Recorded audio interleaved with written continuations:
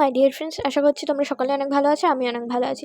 তো আজকে আমি বানাতে চলেছি ফুচকা। তার জন্য নিয়ে নিচ্ছি 1 কাপ পরিমাণ সুজি, 1 কাপ পরিমাণ আটা।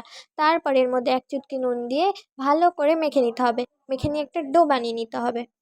জানো তো, আমার না একটা বেস্টি ছিল, তো আমি তার সাথে না রোজ ফুচকা খেতে যেতাম। বাট এখন সে আর নেই, এর জন্য আমি আর ফুচকা খেতেও যেতে পারি না। তো তাই ভাবলাম চলো বাড়িতেই বানিয়ে নয় খেয়ে নিই। তো যেমন ভাবনা তেমন কাজ, বানাতে বসে গেলাম। তো আমার না সুজিটা কম হয়েছিল, এর জন্য আমি আর একটু সুজি দিয়ে মাখতে বসে গিয়েছিলাম। তারপর দেখছো ছোটো ছোটো লেচি আকারে কেটে নিলাম। কেটে নেওয়ার পর এগুলোকে না আমি একটুখানি আটা দিয়ে বেলে নেবো। বেলে নেওয়ার পর দেখছো ভাজছি, দেখেছো পুরো দোকানের মতো হয়েছে, কিন্তু ফুলকো ফুলকো একেবারে ফুচকা। আর যেমন ক্রাঞ্চি হয়েছিল তেমন টেস্টি হয়েছিল খেতে, সত্যি কথা। তারপরে দেখছো কত সুন্দর সুন্দর হয়েছে, ফুলকো ফুলকো। তারপর আমি একে একে সব ফুচকাগুলো ভেজে নিয়েছিলাম।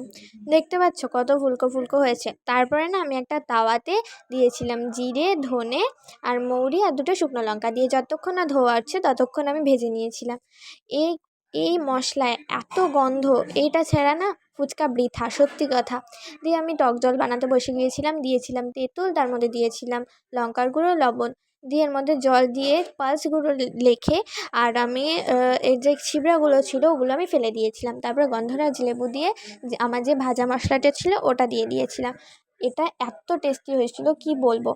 তারপরে আমি বসে গিয়েছিলাম আলু মাখতে। আলু মাখার জন্য নিয়ে নিয়েছিলাম আলু সেদ্ধ, মটর আর সেদ্ধ কাঁচা লঙ্কা। বাড়িতে বানানোর একটাই মজা, যেগুলো তোমার পছন্দের জিনিস সেগুলো না বেশি করে দেওয়া যায়। যেমন এই মটর, আমার না খুব খেতে ভালো লাগে এই মটরগুলো, এর জন্য আমি বেশি করে দিয়ে দিয়েছিলাম। তারপর আমার ভাজা মশলাটাও দিয়েছিলাম, দেখতে পাচ্ছ। তারপর একটু টক জল দিয়ে ভালো করে মেখে নিয়েছিলাম। তো আমি আজকে দিদিকে দিয়ে ফার্স্টে টেস্ট করাবো। দেখো দিদির রিয়াকশানটা দেখে আমি হাসতে হাসতে পাগল হয়ে গিয়েছিলাম। Thanks for watching.